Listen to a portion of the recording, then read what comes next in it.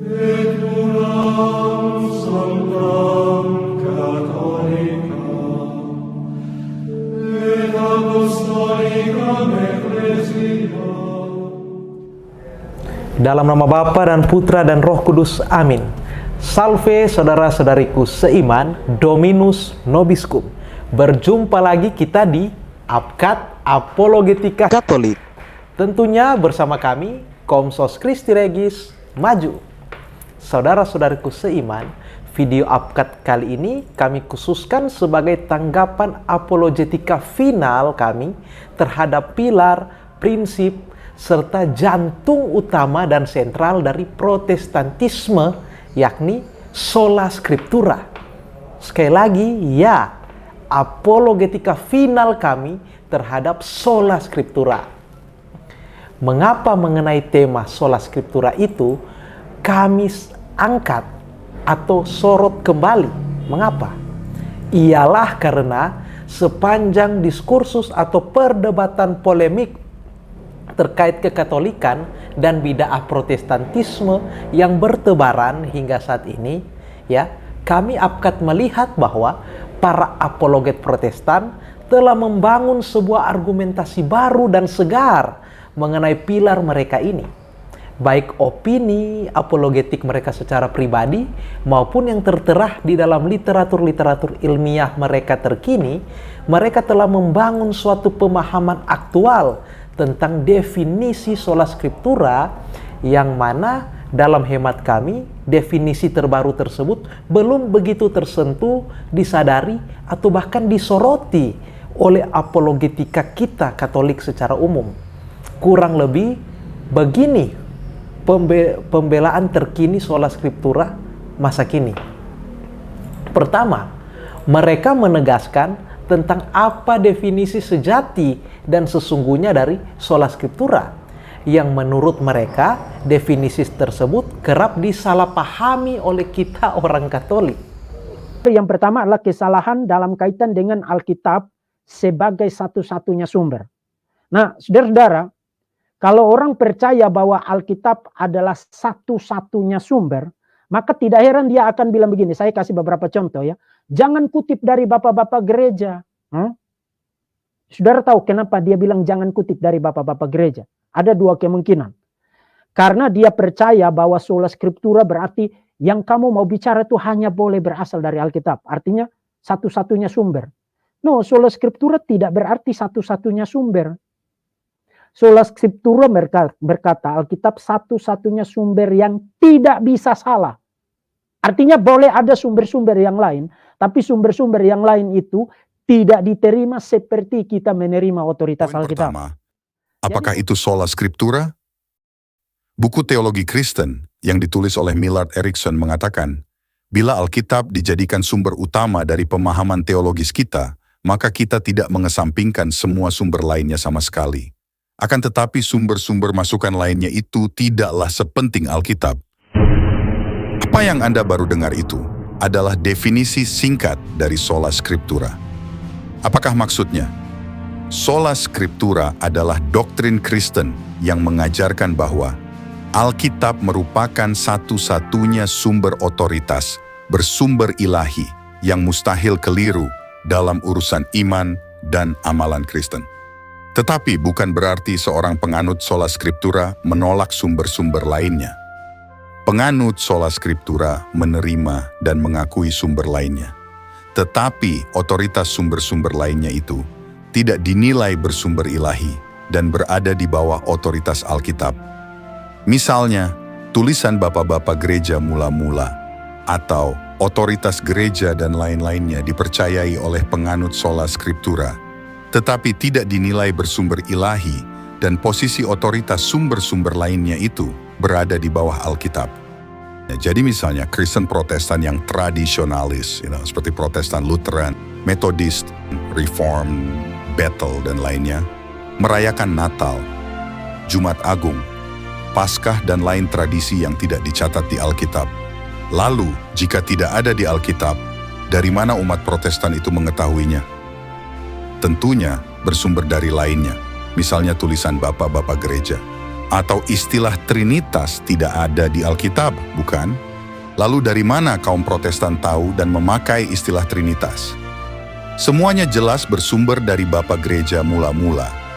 Kedua, dari definisi tersebut ya, kemudian para apologetika bidat tersebut membuat pembedaan istilah terkait sola scriptura. Pada umumnya mereka berpikir bahwa sola scriptura berarti orang Protestan percaya kita tidak butuh yang lain. Kita hanya perlu baca Alkitab. Nah, itu kesalahan. Itu kesalahan. Sola scriptura tidak sama dengan solo scriptura. Solo itu hanya Alkitab toh, kamu tidak perlu yang lain. Kami percaya sola scriptura, bukan solo scriptura. Jadi jangan goblok. Bahkan ketiga, mereka pun menerangkan bagaimana penerapan akan konsep sola scriptura itu sendiri. Kalau you mau dapat gambaran visual tentang sistem otoritas di dalam gereja-gereja reformasi, saudara bisa lihat ini. Saya kasih besar ya. Yang warna merah itu adalah satu-satunya otoritas yang tidak bisa salah atau otoritas infallible, yaitu Alkitab. Kemudian otoritas-otoritas yang lain seperti otoritas gereja, kalau saudara lihat di judulnya saya pakai istilah otoritas eklesiastikal. Otoritas eklesiastikal itu kan kita bisa bagi menjadi beberapa kategori kan, konsili-konsili, kemudian kredo-kredo atau hasil konsili, kemudian teologumena ya, atau theological opinions. Itu apakah dari uskup, apakah dari pendeta, apakah dari para teolog, apakah dari pastor dan lain sebagainya, itu masuk dalam teologumena, theological opinions. Punya otoritas, punya dong, punya apa namanya, punya wibawa, punya. Tapi kewibawaan dan otoritas, semua otoritas eklesiastikal ini tunduk atau berasal dari atau harus sesuai dengan otoritas Alkitab. Kemudian, apologetika mereka terhadap sola scriptura tersebut, mereka pertegas kembali dengan beberapa bantahan mereka terhadap klaim-klaim umum yang sering dibangun oleh apologetika kita ya. Misalnya, sewaktu kita orang Katolik sering menegaskan kepada mereka bahwa tanpa kita kekatolikan, mereka Protestantisme tidak bisa punya Alkitab. Mereka pun akhirnya membantah klaim kita itu seperti berikut. Jadi menurut kamu sebelum konsili Trent, waktu gereja Katolik Roma mengumumkan daftar kanonnya, itu pun salah juga, blunder, karena memasukkan Deuterokanonika di situ. Mengumumkan daftar kanon itu sebelum abad ke-16 itu gereja tidak punya kanon. Hah? Kamu gila? Kamu waras atau kamu gila? Hah? Itu yang pertama. Yang kedua, tanpa gereja Katolik Roma kamu tidak punya kanon. Kamu jangan lancang. Yang memberikan Alkitab itu bukan kamu. Alkitab itu adalah firman Tuhan. Yang memberikan Alkitab adalah Tuhan.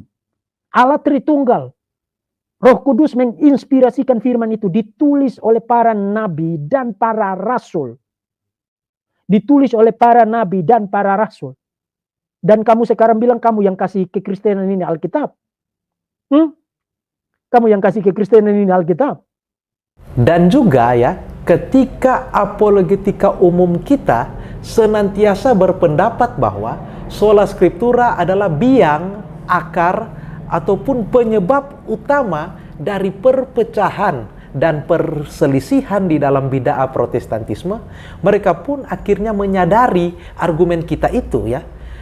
Sehingga mereka merespon argumen kita itu dengan berpendapat, orang pikirkan, nah saya mengatakan begitu, saya tidak bermaksud mengatakan bahwa oh karena begitu maka tidak apa-apa. Yes, kita harus meratapi menurut Philip Schaff. Kita harus meratapi perpecahan itu. But kekristenan yang Protestan telah meregulasi itu menjadi theological triads. Oke, meskipun kamu berbeda pendapat dengan saya tentang cara baptisan, saya baptis perci, kamu baptis selam, tapi kita sama-sama orang Kristen. Karena kita percaya doktrin primer yang sama. Meskipun kamu percaya bahasa roh, saya tidak percaya bahasa roh, kamu orang Kristen. Karena kita percaya doktrin primer yang sama. Meskipun kamu punya sistem pemerintahan gereja. Saya presbyterial sinodal, kamu kongregasional atau yang Anglikan misalnya. Misalnya Anglikan. Anglikan itu Protestan juga itu. Meskipun dia ambil sistem pemerintahan gereja mengikuti sistem yang Katolik. Tapi teologinya teologi Calvinis, teologi reform.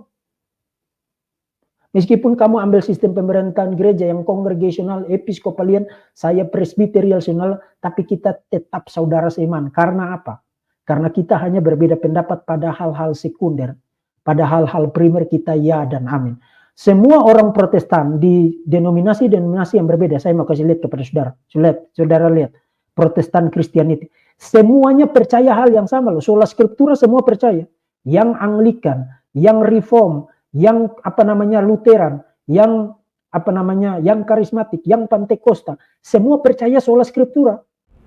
Sehingga sekali lagi perlu ditegaskan bahwa apologetika para bidat Protestan terhadap jantung utama teologi mereka itu, yakni sola scriptura, itu sudah bersifat progresif, dinamis, atau mengalami kemajuan. Oleh karena itulah, mereka kini berani mengistilahkan bahwa penolakan apologetika Katolik atas sola scriptura terkini itu menurut mereka adalah tidak kena sasaran, berisi strawman, penuh dengan karikatur, atau menurut mereka apologetika kita itu menggambarkan ketidakpemahaman kita terhadap sola scriptura. Lantas, bagaimanakah kita awam Katolik dalam menanggapi bahkan mematahkan apologetika sola scriptura yang ada saat ini? Let's check it out.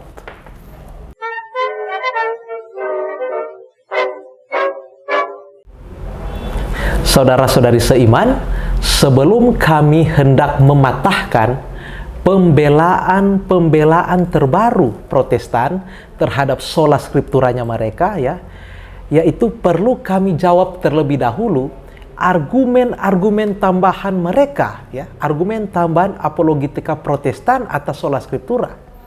Pertama, para apologet bidat masa kini itu menyatakan bahwa tanpa otoritas kekatolikan atau gereja Katolik, Protestantisme tidak bisa punya Alkitab. Itu menurut mereka hanyalah suatu klaim bombastis yang kosong semata dari kita.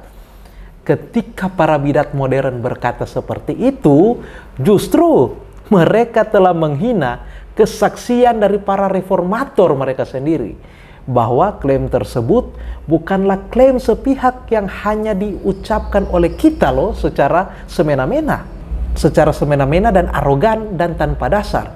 Justru klaim tersebut turut diamini oleh Protestantisme awal, seperti Martin Luther yang mengatakan dengan tegas seperti ini: kita diwajibkan untuk menyerahkan banyak hal kepada kaum papis atau Katolik, bahwa mereka memiliki firman Tuhan yang telah kita terima dari mereka. Jika tidak, kita tidak akan tahu apa-apa tentang hal itu. Juga reformator selanjutnya, yakni Ulrich Zwingli, di dalam tesisnya yang pertama berkata, semua orang yang mengatakan bahwa Injil tidak sah tanpa adanya konfirmasi dari gereja adalah salah dan memfitnah Tuhan.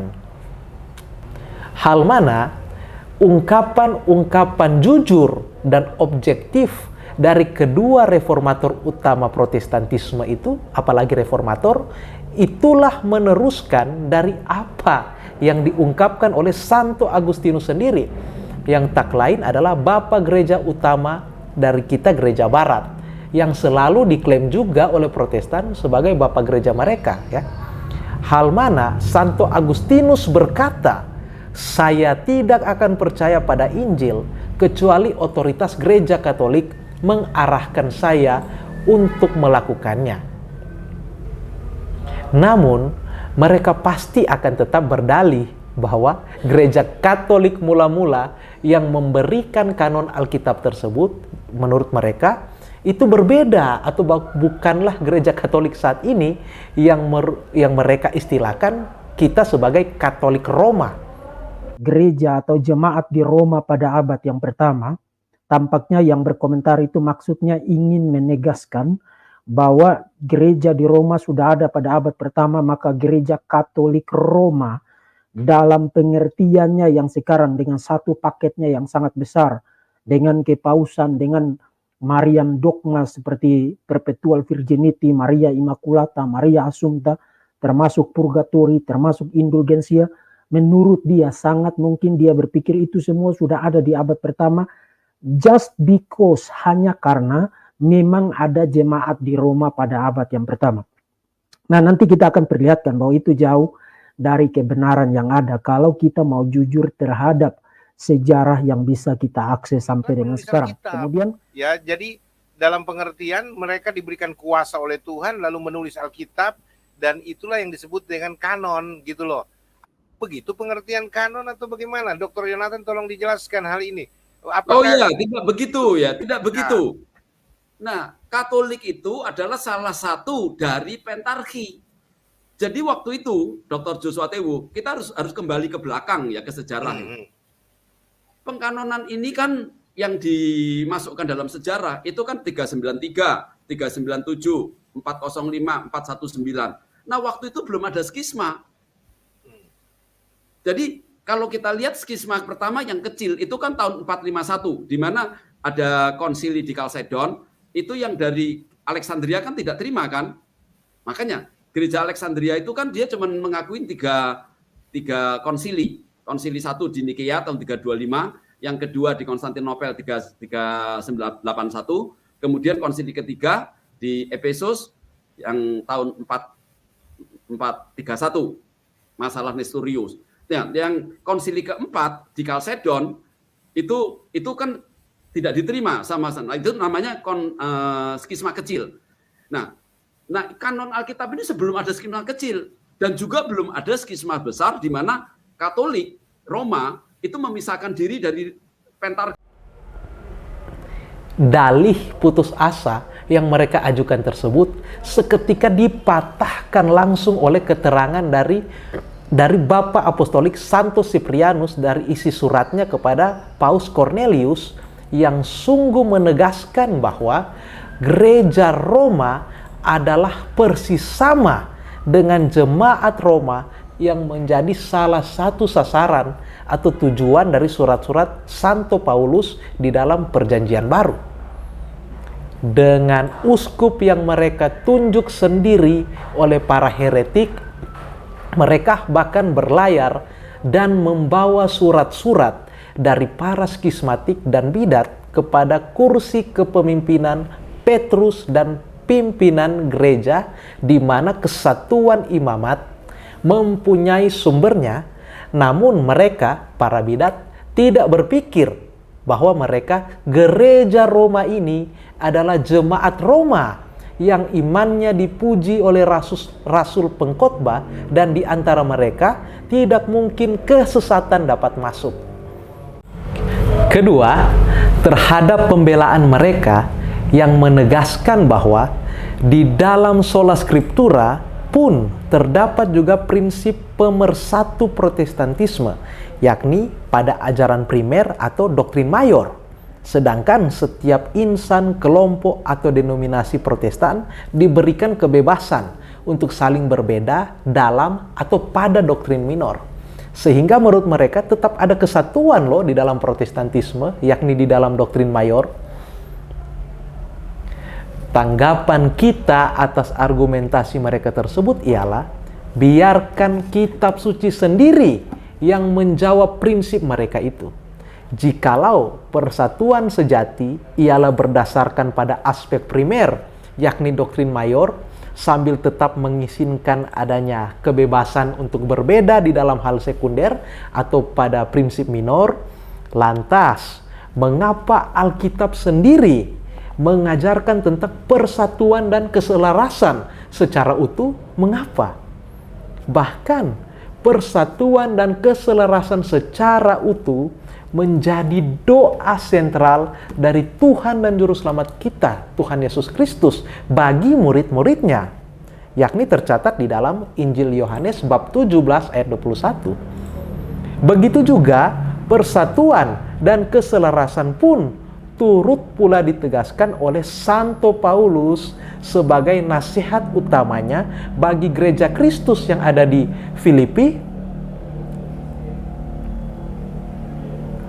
Sekaligus mengenai pembedaan tentang ada doktrin mayor dan ada doktrin minor menurut Protestan. Bukankah pembedaan seperti itu justru bertentangan dengan ajaran Santo Yakobus sendiri di dalam suratnya, ya, pada Yakobus bab 2 ayat 10, sehingga prinsip kesatuan sola scriptura sungguh bertentangan secara langsung dengan prinsip-prinsip yang ada di dalam scriptura itu sendiri. Jadi, teori apologetika Protestan apapun tak bisa menyangkal fakta adanya perpecahan di dalam bid'ah Protestan itu sendiri yang justru memang disebabkan oleh pilar yang mereka namai sebagai sola scriptura. Hal ini menegaskan apa yang Tuhan Yesus Kristus ajarkan di dalam Injilnya, yakni dari buahnya lah kamu akan mengenal mereka. Mengenai Matius pasal 16 ayat 18 itu apa? Jadi saya tidak akan menciptakan sendiri, saya akan kutip Archbishop kita yang terhormat ini mengenai pandangan bapak-bapak gereja terhadap Matius pasal 16 ayat 18. The rock di situ, batu karang di situ merujuk kepada siapa? Dan nanti kita akan lihat, ini adalah satu fakta yang sangat mengejutkan. Dia yang hitung bagi kita, bukan kita yang hitung bagi dia. Kalau kita yang hitung kan katanya itu kamu sengaja memanipulasi bapak-bapak gereja. Memang dibedakan antara Petros dan Petra. Ya, saya merujuk kepada beberapa tafsiran dan tidak ada satu tafsiran pun yang mengatakan bahwa yang dimaksud Yesus itu sebagai batu karang di situ adalah Petrus. Ya, nanti kita akan lihat ya. Ya, kecuali tafsiran Gereja Katolik Roma. Ya, semua tafsiran lain itu tidak ada yang seperti itu berdasarkan penelitian yang sungguh-sungguh ya atas ayat ini. Saya merujuk misalnya kepada tafsiran Ellicott ya, ini salah satu Ellicott's Commentary ya. Ada banyak orang yang berkata, loh, kita kan sekali selamat tetap selamat. Jadi kita mau berzina kek, kita mau mabuk kek, kita mau hidup dosa kek, kita mau judi kek, kan bukan karena perbuatan kita diselamatkan, tapi karena kasih karunia. Kalau kita dasarnya orang yang sudah dipilih Tuhan, apapun yang kita buat, toh kita diselamatkan. Saudaraku yang kasih dalam Tuhan, itu pandangan yang sangat ngaco sekali, saudara-saudara. Karena kalau orang yang sudah diselamatkan, pasti ada ketekunan hidupnya. Pasti ada perubahan dalam hidupnya. Justru salah satu bukti pilihan Tuhan dalam hidup kita, bahwa hidup kita berubah. Makanya Paulus bilang, aku hidup namun bukan aku lagi yang hidup, tapi Kristus yang hidup di dalam aku. Haleluya.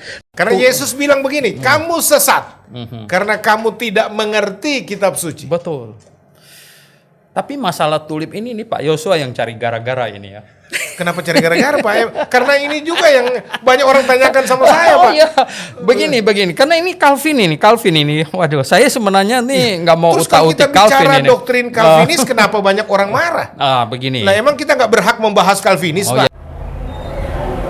Maka sekarang, mari kita uji pembelaan utama doktrin sentral bid'ah Protestantisme ini. Ya, bid'ah reformasi ini. Jika kita merujuk kembali kepada definisi terbaru para apologet bidat Protestan masa kini mengenai sola scriptura, ya, kita akan temukan bahwa definisi sola scriptura terkini ialah seperti berikut. Menurut mereka, otoritas Alkitab tidak menyangsikan, menyingkirkan, atau tidak menolak berbagai otoritas lain, melainkan menerimanya dengan menempatkan semuanya itu di bawah otoritas Alkitab. Definisi inilah yang dibanggakan sekaligus diandalkan, kemudian ditegaskan oleh para apologet bidat Protestan masa kini, yang mana menurut mereka definisi-definisi itu tidak dipahami secara baik oleh kita orang Katolik. Pertama-tama, perlu kita pertanyakan di sini ialah, sekaligus kita ungkapkan untuk awam Katolik ya, bahwa alasan mengapa bisa ada apologetika Protestan terbaru tentang sola scriptura, yakni dalam hemat kami APKAT terdapat dua alasan mengapa itu ada. Pertama, mayoritas apologetika Katolik, yakni kita, umat awam pada umumnya, itu percaya bahwa kesalahan sentral dari prinsip sesat sola scriptura itu hanyalah karena penyangkalan akan otoritas tradisi apostolik dan penyangkalan terhadap kuasa mengajar gereja atau magisterium. Kedua, terdapat pandangan umum yang bias yang dianut bersama ya, baik oleh kita orang Katolik maupun oleh para bidat Protestan, bahwa kita sama-sama percaya sola scriptura ialah berbicara soal konsep tentang otoritas Alkitab secara satu-satunya sesuai nama dari konsep tersebut, sola scriptura. Akibatnya, karena ada dua alasan inilah menyebabkan para apologet mereka dan sumber-sumber teologis Protestan mereka ya, dan terkini itu buru-buru untuk menegaskan lagi definisi tentang sola scriptura ya, bahwa sola scriptura menurut mereka sama sekali tidak berarti solo scriptura, yaitu penyingkiran terhadap otoritas ekstra biblikal atau di luar Alkitab yang hanya menyisakan otoritas Alkitab secara tunggal.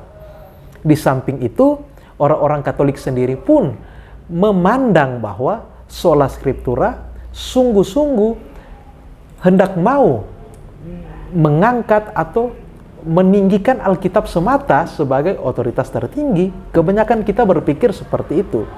Maka sebagai tanggapan awal kami ya, kami APKAT tegaskan tesis utama kami secara final bahwa kesalahan utama sola scriptura yang sesungguhnya ialah bukan hanya karena penyingkiran terhadap otoritas ekstra biblikal, melainkan karena merupakan suatu mitos. Ya, sekali lagi suatu mitos.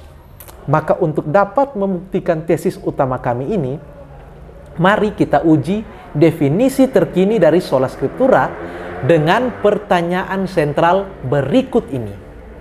Jika definisi sola scriptura secara asli, secara otentik dan sejati adalah otoritas Alkitab tidak semata-mata penyingkiran atas otoritas ekstra biblikal, melainkan penerimaan atau menerimanya dengan menempatkan semua itu di bawah otoritas Alkitab. Kalau itu yang dimaksudkan, lantas sejak kapan definisi ini berlaku, terjadi, dan sungguh-sungguh eksis? Sejak kapan? Justru jika kita merujuk ke pemahaman para penggagas pilar utama sola scriptura atau Protestantisme ini, yakni para bapak reformator, kita bukan hanya tidak menemukan definisi yang persis sama dengan definisi yang dimaksudkan oleh para apologet masa kini ya. Justru kita akan melihat definisi yang bertentangan dan sungguh bertolak belakang. Misalnya, Martin Luther, bapak utama Protestantisme, penggagas pertama sola scriptura ya, itu berpendapat seperti ini.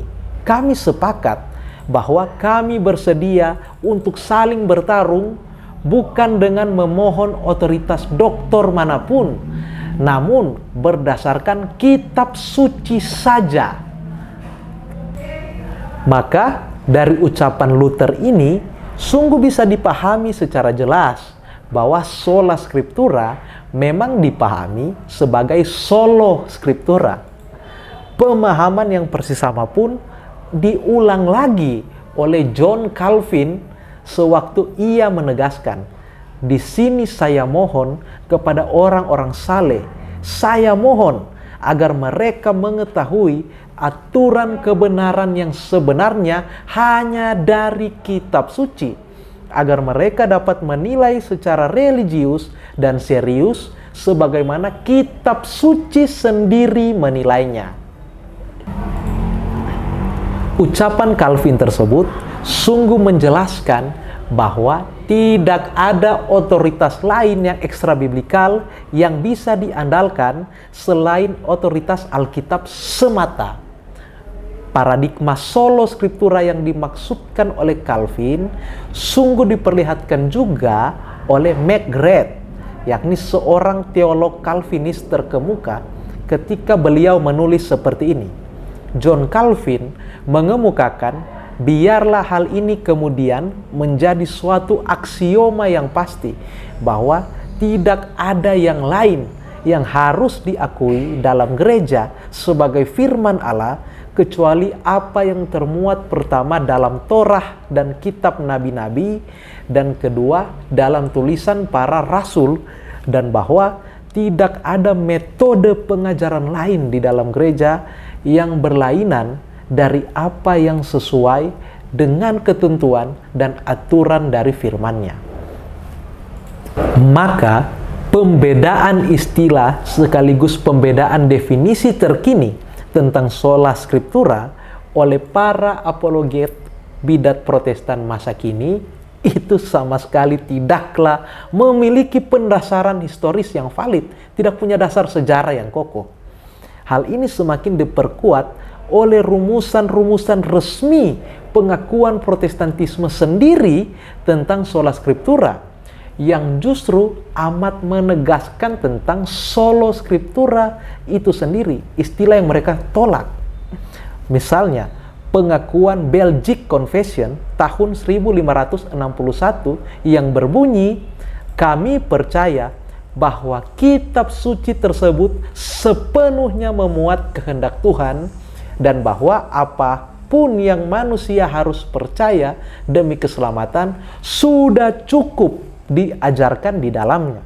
Sebab karena seluruh tata cara ibadah yang Allah tuntut dari kita dituliskan di dalamnya dengan cara yang berbeda dari apa yang diajarkan kepada kita sekarang di dalam kitab suci. Tidak, meskipun itu adalah malaikat dari surga, seperti yang dikatakan Rasul Paulus. Sebab karena dilarang menambah atau mengurangi sesuatu pun dari kodrat Tuhan, maka di sanalah yang paling sempurna dan lengkap dalam segala hal. Dari isi pengakuan Belgic Confession tentang otoritas mutlak Alkitab tersebut, sungguh bertolak belakang dengan definisi sola scriptura dari para apologet Protestan yang sudah kita dengarkan tadi ya, atau yang masa kini, yang berpendapat bahwa otoritas Alkitab tidak menolak sumber-sumber ekstra biblikal. Sebaliknya, Belgic Confession yang barusan kita dengarkan tadi itu mengharuskan agar orang Protestan hanya dan harus atau sudah cukup menerima Alkitab sebagai satu-satunya sumber yang telah memuat segala sesuatu. Persyaratan atas paradigma sola scriptura yang demikian ya ditegaskan pula oleh artikel ke-6 dari 39 artikel Anglicanism pada tahun 1571 yang berbunyi, kitab suci memuat semua hal yang diperlukan untuk keselamatan, sehingga apapun yang tidak terbaca di dalamnya dan tidak dapat dibuktikan melaluinya tidak diwajibkan oleh siapapun yang harus diyakini sebagai pasal iman atau dianggap perlu atau harus menuju keselamatan. Penegasan dari artikel ke-6 dari 39 Articles of Anglicanism ya pada tahun 1571 tersebut sungguh berbeda dengan apa yang diyakini oleh definisi sola scriptura yang dirumuskan oleh para apologet Protestantisme masa kini sekali lagi ya, yang mana mereka masih menerima sumber-sumber ekstra biblikal. Selanjutnya, paradigma sola scriptura pun bahkan dianut, dipertahankan sekaligus diajarkan oleh apa? Oleh Westminster Confession pada tahun 1646, tepatnya pada artikel ke-9 yang mana pengakuan Calvinisme ini itu menegaskan seperti berikut ini. Aturan penafsiran kitab suci yang tidak dapat salah adalah kitab suci itu sendiri. Dan oleh karena itu, ketika ada pertanyaan tentang arti sebenarnya dan utuh dari suatu kitab suci yang tidak bermacam-macam melainkan satu, maka hal itu harus dicari dan diketahui melalui bagian-bagian lain yang lebih jelas. Jadi, jika para apologet Protestan masa kini berpendapat bahwa sola scriptura ialah membuka peluang bagi sumber-sumber ekstra biblikal untuk turut menafsirkan isi Alkitab atau dapat berperan sebagai petunjuk terhadap salah satu aspek keimanan, ya. Hal seperti itu justru dicegah oleh isi artikel ke-9 dari pengakuan iman Westminster tadi, pengakuan iman Calvinis, yang menegaskan bahwa Alkitab sendirilah yang tetap berperan sebagai petunjuk dan penafsir atas dirinya, solo scriptura dan bukan sola scriptura. Hal ini berarti bahwa otoritas Alkitab sungguh-sungguh mutlak dan solo dan tidak bisa dilengkapi dengan otoritas dari sumber-sumber ekstra biblikal.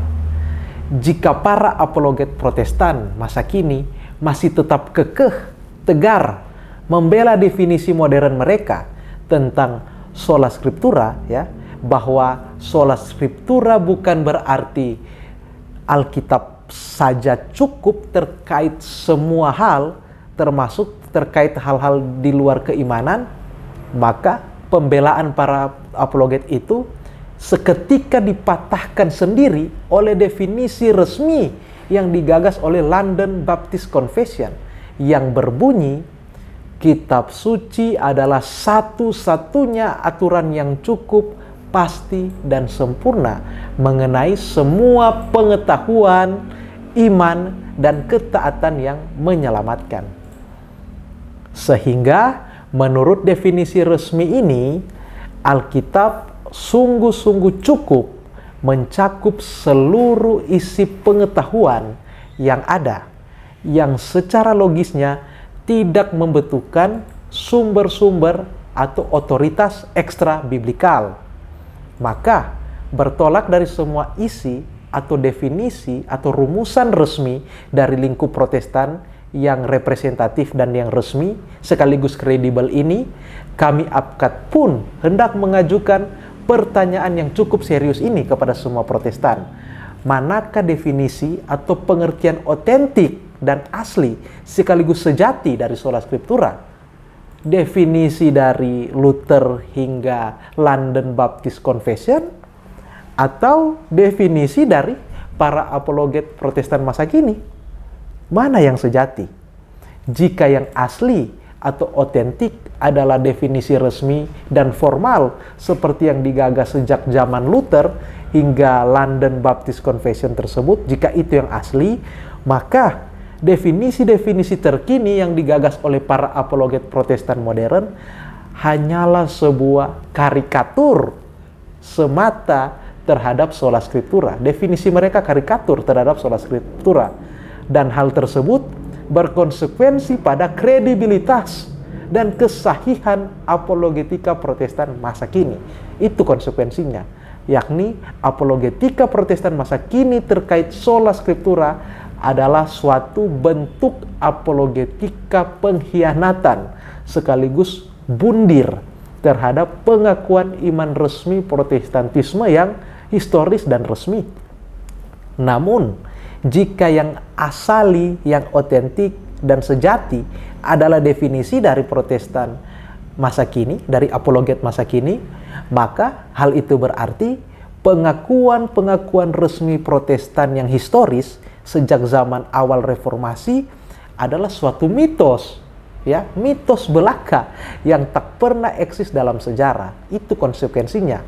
Oleh karena ajaran tentang otoritas Alkitab secara mutlak dan satu-satunya atau solo scriptura itu sesungguhnya hanyalah suatu imajinasi belaka yang tidak pernah terjadi, mitos. Inilah dilema utama yang terkandung sekaligus dihadapi oleh Protestantisme saat ini terkait jantung keimanan mereka tersebut, yakni perang definisi sola scriptura. Sehingga berdasarkan semua fakta ini, yakni adanya inkonsistensi dan kontradiksi definisi terkait sola scriptura dari generasi ke generasi, maka tesis utama yang sempat kami ajukan di bagian awal tadi sungguh terbenarkan, yaitu kesalahan utama sola scriptura ialah bukan hanya karena penyingkiran terhadap otoritas ekstrabiblikal, melainkan kesesatan utamanya adalah merupakan suatu mitos belaka. Agar tesis kami ini semakin kuat dan valid, maka pada bagian akhir ini kami akan tunjukkan dua fakta sesungguhnya di balik sola scriptura. Pertama, sola scriptura sama sekali tidak pernah membuat seorang individu Protestan untuk dapat kembali pada Alkitab, atau tidak bisa back to the Bible orang Protestan itu. Memang apologetika Protestantisme masa kini terkait sola scriptura memang ya sungguh memiliki teori atau mereka memiliki bagan penerapannya yang sistematis, yaitu segala macam bentuk pendapat teologis, aturan, norma, dan ketentuan itu menurut mereka senantiasa harus takluk dan berada di bawah otoritas Alkitab sebagai norma tertinggi. Namun, problematika utamanya ialah sejak kapankah penerapan atau bagan seperti itu eksis di dalam sejarah? Sejak kapan? Terlebih khusus di dalam sejarah reformasi Protestantisme, sejak kapan? Mari kita perjelas mengenai ini. Sejelas-jelasnya dan sedetail mungkin ya. Penerapan sola scriptura sebagaimana bagan yang dipertunjukkan oleh para bidat, ya, para bidat modern itu khususnya amatlah bertolak belakang sekaligus tidak mencirikan sikap dan para penggagas sola scriptura sendiri yang adalah penggagas solo scriptura, penggagas paling awal. Bagan ataupun teori sistematis terkait sola scriptura yang dipresentasikan oleh para bidat modern itu perlu juga diuji sebagaimana definisinya pun diuji tadi.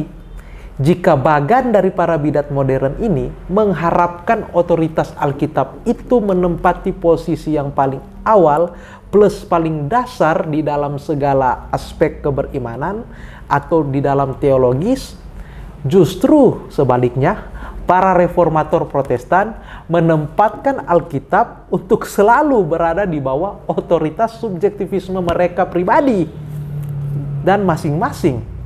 Contoh paling utama ialah sikap itu sendiri ditunjukkan oleh Martin Luther, sang bapa revolusi abad 16, sang pencipta sola scriptura yang adalah solo ya. Ia menjadikan bagian-bagian dalam kitab suci untuk takluk di bawah otoritas subjektivitasnya pribadi. Yang mana Luther berkata, "Aku amat membenci Ester dan 2 Makabe sehingga aku berharap keduanya tidak pernah ada, karena kitab-kitab tersebut terlalu banyak memuat Yudaisme serta kemaksiatan pagan yang tidak sedikit jumlahnya." Oleh karena ucapan Luther ini, seorang ahli kitab suci Protestan, yakni F.F. Bruce pun berpendapat seperti ini. Patut dicatat bahwa ia, Luther, mempertunjukkan pelaksanaan penilaiannya secara pribadi di sini dengan menempatkan Ester di bawah kutukan yang sama dengan 2 Makabe. Ester adalah salah satu kitab yang diakui oleh Hieronymus sebagai dapat diterima untuk menetapkan doktrin, walaupun secara pasti akan menjadi sulit untuk membayangkan doktrin Yahudi atau Kristiani yang mana yang dapat ditetapkan oleh kitab Ester.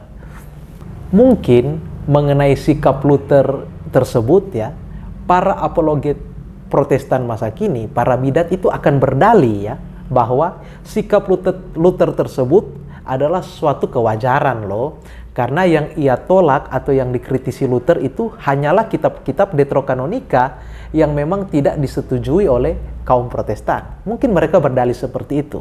Namun sejarah membuktikan bahwa Martin Luther, sang bapa bidat itu pun melakukan hal yang sama terhadap kitab-kitab kanonik dari Perjanjian Baru itu sendiri.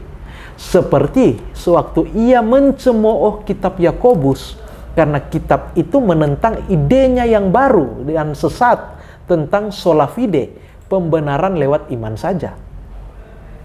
Bahkan Yang paling miris ketika Luther memberikan komentar pribadinya terhadap kitab Wahyu yang merupakan inspirasi Roh Kudus yang diterima oleh murid kesayangan Tuhan Yesus sendiri, ya, Tuhan dan Juru Selamat kita.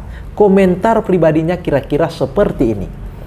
Sehubungan dengan Wahyu kepada Yohanes, hendaknya setiap orang mengikuti pendapatnya masing-masing. Saya menyatakan perasaan saya. Oleh karena lebih dari satu alasan, saya tidak dapat menganggap kitab ini berisi apostolik maupun bernubuat. Pertama-tama, para rasul tidak melaporkan penglihatan-penglihatan, melainkan nubuat dalam kata-kata yang sederhana dan jelas. Sebab pantas adanya bagi fungsi apostolik untuk berbicara tentang Kristus dan karya-karyanya tanpa gambaran maupun penglihatan. Tiada nabi dari perjanjian lama, apalagi dari perjanjian baru, yang telah membahas begitu banyak hal di dalam penglihatan, sehingga saya hampir memandangnya seperti kitab Esra yang keempat, dan dengan amat pasti saya tidak menemukan di dalamnya jejak Roh Kudus. Hendaknya setiap orang mengikuti pendapatnya masing-masing sehubungan dengan kitab ini. Alasan ini cukup bagi saya sehingga saya tidak memandangnya sebagai luhur, yakni bahwa Kristus tidak diajarkan ataupun dikenal di dalamnya. Itulah mengapa saya mematuhi kitab-kitab yang mempertunjukkan Kristus secara jelas dan murni. Maka dari sikap Luther, sang penggagas sola scriptura terhadap Alkitab itu sendiri, kita bisa menyaksikan secara jelas betapa otoritas Alkitab yang mutlak itu tidak memiliki fungsinya lagi dan sungguh takluk di bawah kaki Luther itu sendiri. Hal ini membuktikan mitosnya Bagan atau teori penerapan sola scriptura yang dipresentasikan oleh para bidat modern masa kini. Sungguh mitos Bagan itu. Hal yang sama pun turut ditunjukkan pula oleh John Calvin. Sewaktu Calvin hendak membahas soal kanonisasi kitab suci, Calvin sama sekali tidak mendasarkan diri dan pendapatnya kepada otoritas Alkitab. Tidak. Ya, Calvin tidak menerapkan otoritas Alkitab sebagai norma tertinggi untuk kanonisasi maupun juga terhadap tradisi gereja. Melainkan apa? Ia mengandalkan opini atau klaim teologisnya secara pribadi.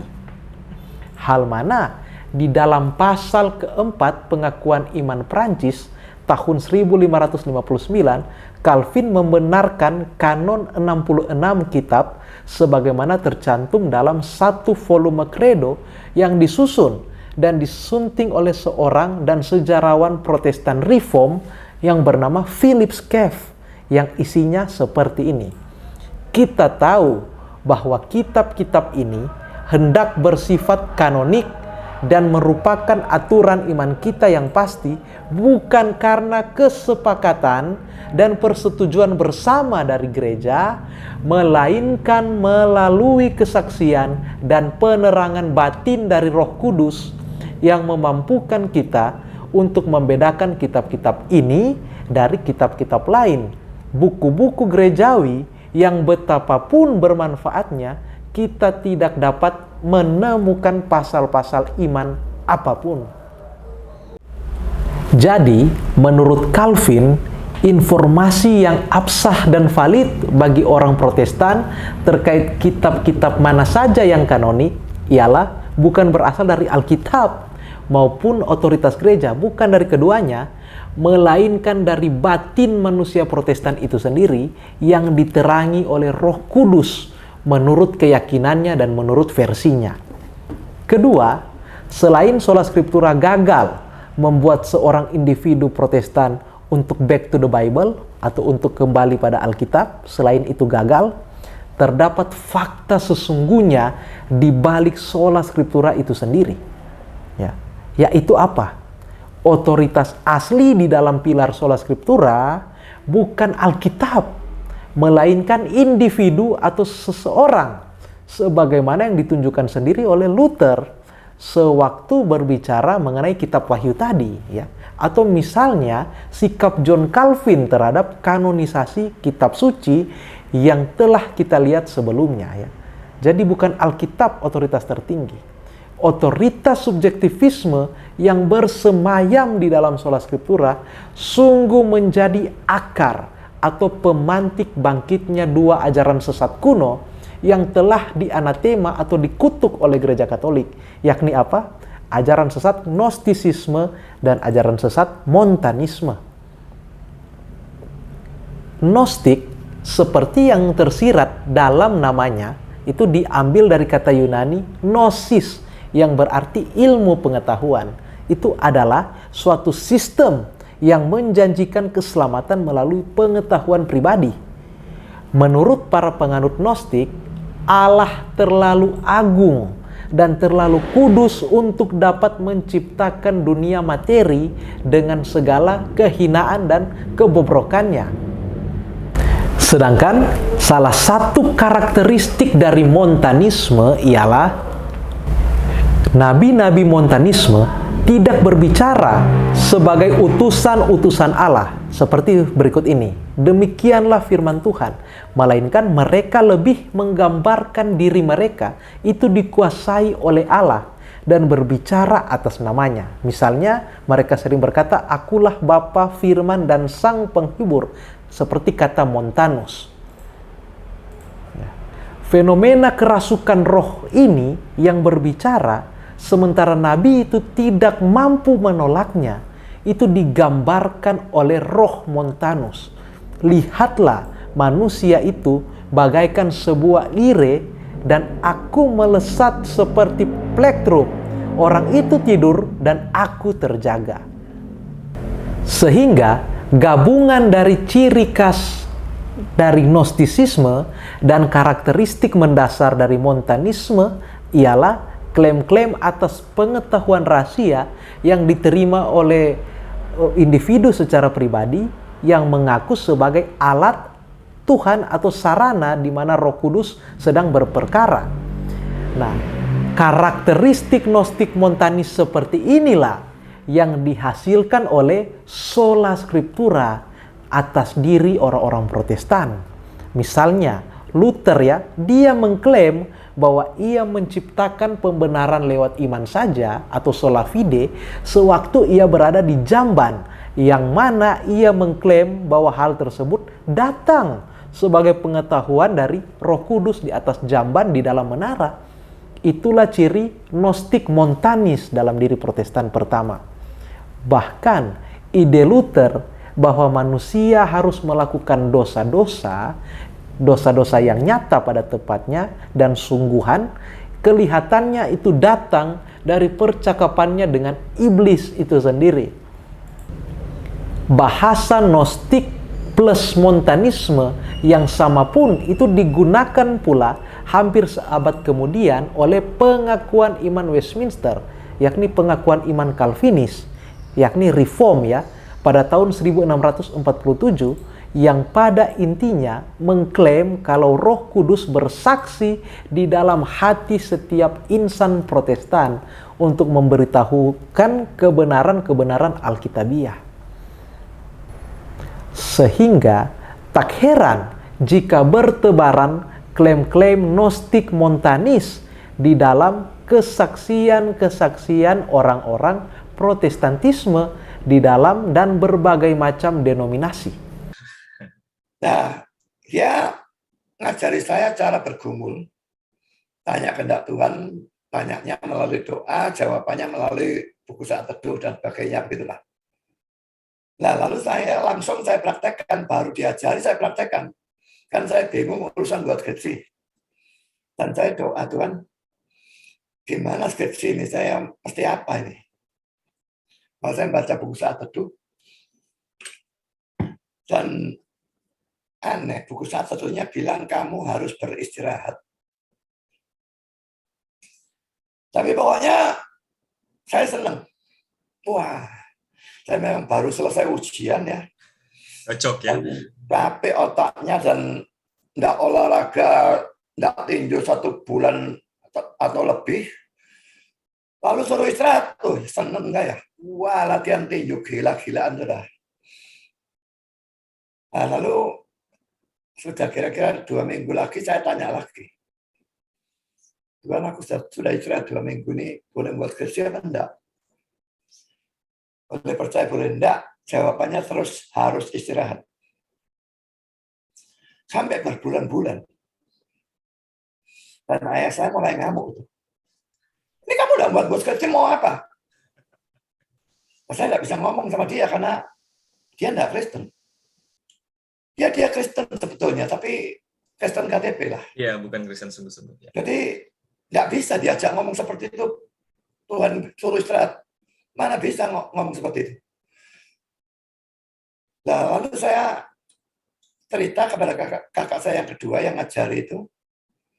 Ini gimana nih, aku mau buat skripsi, Tuhan nggak boleh terus. Suruh istirahat terus. Nah, terus kakak saya bilang, tanya saja. Masa istirahatnya disuruh apa? Nah, istirahat. Besoknya saya tanya, Tuhan, masa istirahatnya harus apa? Firman-Nya itu jelas sekali.